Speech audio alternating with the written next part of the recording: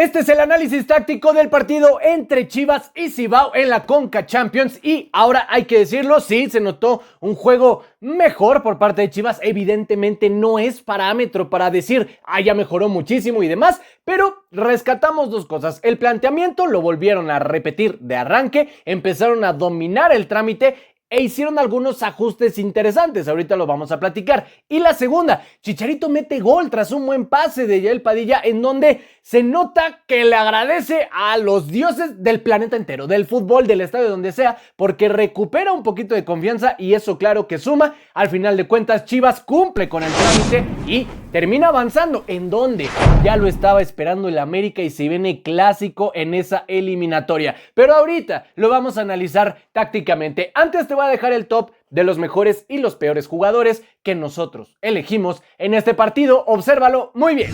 Vamos con lo mejor, en donde ponemos a Mateo Chávez, Fernando González y Fernando Beltrán, los tres del rebaño. En lo peor ponemos a Camilo Mancilla, Daiber Vega y Giancarlos López, los tres del Cibao. Pasamos a lo táctico y te explico. Cibao arrancó con un 4-2-3-1 y Chivas con una especie de también un 4-3-3 con tintes de la línea de tres centrales, los laterales, una especie de 5-2-3 cuando se defendía y trataba de construir el juego, pero cuando empezó a avanzar y obviamente a tener la ventaja en el partido, se convirtió ya definitivamente en un 4-3-3 ya con el medio campo en paralelo. Te voy a explicar. Cibao naturalmente se complicó un poquito las cosas por ser visitante, la situación de la altura, etcétera, distintas condiciones que sí terminaron afectando. Sin embargo, trataban de hacer su juego haciendo este movimiento, ampliando lo más sensato del 4-2-3-1 en ataque, pasar a un 4-4-1-1 o incluso un 4-5-1. ¿Esto por qué? Porque se notaba que el juego lo estaban distribuyendo demasiado entre Fernando Beltrán, el Oso González y de igual manera Eric Gutiérrez. Estos dos últimos, tanto el Oso como Eric, siempre se quedaba uno bien clavado, el rol que siempre le hemos conocido al Oso, y Guti sí se abría demasiado para acompañar a Mateo Chávez y a Cowell. ¿Cuál era la función? Que si Cowell buscaba profundidad, Mateo Chávez llegaba a banda, Guti se cerraba y siempre se formaba un triángulo. Era exactamente la misma intención que se buscaba en este costado, tanto con Yael Padilla, con Fernando Beltrán y con el Cone Brizuela, buscar un triángulo para tener siempre dos opciones de pase. Era muy sensato el planteamiento. Cuando cae el primer gol, Cibao rechaza por completo la idea del 4-2-3-1 y se queda con un 4-5-1 en donde incluso ya se quedaba muy atrás el eje de ataque del equipo del Caribe. En este sentido, digamos que Correa, que era el eje de ataque de Cibao, ya queda incluso hasta por detrás de la posición de Oso y se convierte ya en el 4-3-3, porque en los primeros momentos veíamos clarita la intención de que Mateo Chávez y el Cone Brizuela subieran para hacer los movimientos ya mencionados y se quedaba Oso González un poquito más clavado, se adelantaba Rey y de igual manera Castillo para formar una línea de tres. Una vez teniendo la ventaja, nos olvidamos de eso y regresamos al 4-3-3 con una variante muy interesante.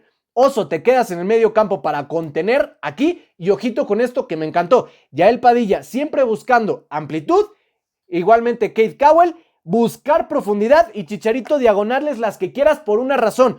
Fernando Beltrán y Guti iban a ser interiores, es decir, en este costado básicamente era partir al equipo. Nos defendemos con un contención y 4 en defensa, atacamos con un delantero y 2 extremos con 2 interiores, es decir, 5 atacan, 5 defienden para tratar de equilibrar esto. Al final de cuentas les fue sucediendo bastante bien porque cayó el segundo gol, autoría de una de estas situaciones en donde Yael Padilla buscó profundidad, centra y Chicharito simplemente le contacta al balón en donde incluso no se ve que le pegue también. Al final de cuentas bastaba con un contacto, se metió y digo, ya cayó el gol de Javier, se nota que le volvió el alma al cuerpo y una locura, pero bueno, al final de cuentas cuenta y ya fue el 2-0. El tema es, ya estaban en esta situación, Cibao bastante replegado, incluso se les notaba cómodo, no pasaban de generar alguna situación en donde, mencionarlo, más colaboración de la saga, buscaban a los laterales carrileros encontraban profundidad, empezaban a acompañar y hay que decirlo, si en algo compiten este equipo del Cibao es en el fondo físico, tienen una carrera brutal, sí les terminó afectando un poco el cambio de alturas, pero naturalmente compitieron muy decentemente como los futbolistas profesionales que son.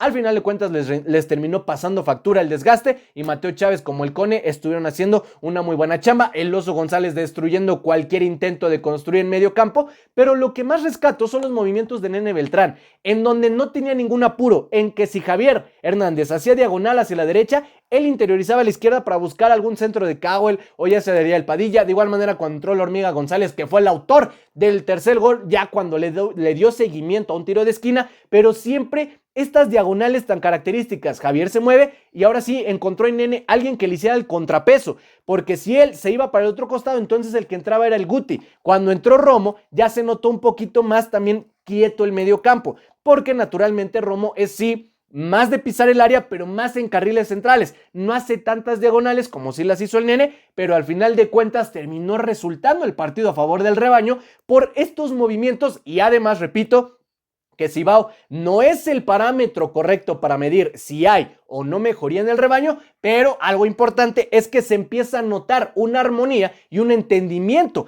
entre bandas y la distribución del juego de carriles externos hacia carriles centrales por parte del rebaño. Rescatar también lo de Mateo Chávez, que estuvo con un ida y vuelta sensacional. Lo de Castillo y lo de Rey creo que estuvieron cumpliendo. Por ahí algunos deslices en donde incluso por un tiro de esquina regalaron en el segundo tiempo algunas situaciones. Súmele ya cuando a Sibao le expulsan a un jugador. Todavía peor, prácticamente era un bloque de 4, uno de 5 en medio campo. ¿Y por qué no atrás? Porque simplemente era un delantero y dos extremos. En ese sentido trataban de anular las diagonales que hacían Guti y que hacía el Nene, y creo que lo fueron solventando bien, aunque al final de cuentas Chivas metió 3.